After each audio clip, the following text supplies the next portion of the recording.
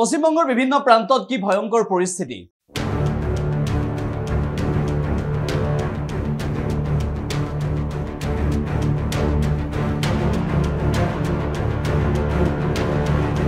মুঠৰ ওপৰত এই পৰিস্থিতিৰ প্ৰতি লক্ষ্য ৰাখি বানে কেনেকুৱা কালৰূপ ধাৰণ কৰিছে সেই সন্দৰ্ভত পশ্চিমবংগৰ মুখ্যমন্ত্ৰী মমতা বেনাৰ্জীয়ে গুৰুত্বপূৰ্ণ পদক্ষেপ গ্ৰহণ কৰিছে। শেহতীয়াভাৱে বান বিধ্বস্ত বিভিন্ন অঞ্চললৈ গৈ বান বিধ্বস্ত বিভিন্ন অঞ্চল পৰিদৰ্শন কৰি সেই লোকসকলৰ দুৰ্দশাৰ বুজ লৈ মুখ্যমন্ত্ৰী মমতা বেনাৰ্জীয়ে তেওঁলোকক কি আশ্বাস দিলে, কি ক'লে আৰু কি পৰিস্থিতি সৃষ্টি হৈছে, কি পৰিস্থিতিত ৰাজ্য চৰকাৰে কেনেদৰে ব্যৱস্থা গ্ৰহণ কৰিছে সেই সন্দৰ্ভত পশ্চিমবঙ্গের মুখ্যমন্ত্রী কি করে শুনাব বিচারিছি।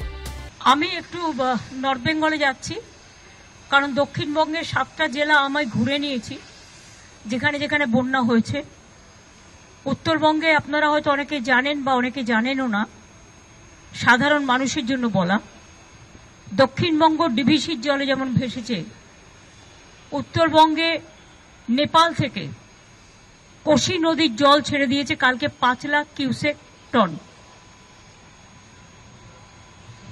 ফলে ওই জলটা আসছে বিহার হয়ে বাংলায়, গঙ্গায় ঢুকছে। এর ফলে একদিকে সংকোচ নদীর জল কুচবিহার, জলপাইগুড়ি, আলিপুরদুয়ার আক্রান্ত, আর অন্যদিকে নেপাল যে জলটা ছেড়েছে কোশি নদীর জলটা বিহার হয়ে ঢুকতে শুরু করেছে। এর ফলে মালদা এবং মুর্শিদাবাদের, দক্ষিণ দিনাজপুরের ইটাহার থেকে শুরু করে কিছু জায়গায় এবং দক্ষিণ দিনাজপুরের বিস্তীর্ণ অঞ্চল প্লাবনের আশঙ্কা আছে। আমরা কাল রাত্রি 12টা থেকে এটা শুনতে পেয়ে রাত 12টায় পুলিশ মাইকিং করে সবাইকে সেফ প্লেসে নিয়ে গেছে। এবং বিহারেও জলটা হবে, বিহারেও খুবই বন্যার মতো পরিস্থিতি। নেপালের জলে বিহারও ভাসবে, বাংলাও ভাসবে। প্লাস ফরাক্কায় তো ড্রেজিং করে না, আজকে 20 বছর হয়ে গেছে। ফলে জলটা যদি ফরাক্কা কিছুটা রাখতে পারত, ড্রেজিং করলে 2-3 লাখ কিউসেক টন রাখতে পারত, তাহলে মালদায়, সুতি, ফরাক্কা এই জায়গাগুলো অন্তত বন্যা হতো না।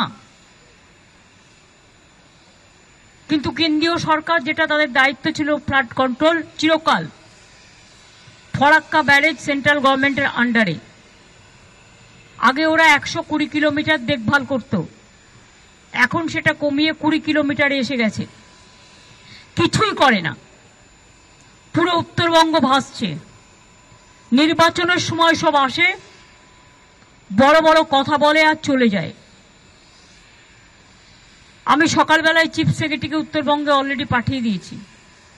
কালকেও গৌতম দেবকে কাজলডোবায় পাঠিয়েছিলাম, যেটা বিদ্যুৎ হুকিং করতে গিয়ে মারা গেছেন, খুবই দুর্ভাগ্যজনক। আজকেও সিএসকে আমি বলেছি ওই এলাকার এমএলএ খগেশ্বর রায়কে নিয়ে স্পটে যেতে। তাছাড়াও উত্তরবঙ্গের জেলাগুলো নিয়ে মুর্শিদাবাদকেও ইনক্লুড করেছি। আমার বিকেল 5টায় উত্তর কন্যা থেকে মিটিং আছে। যারা ফিজিক্যালি আসতে পারবেন, যারা ফিজিক্যালি আসতে পারবেন না তারা ভার্চুয়ালি থাকবেন। আমাদের অ্যাডমিনিস্ট্রেশনকে সজাগ করা হয়েছে, সতর্ক করা হয়েছে।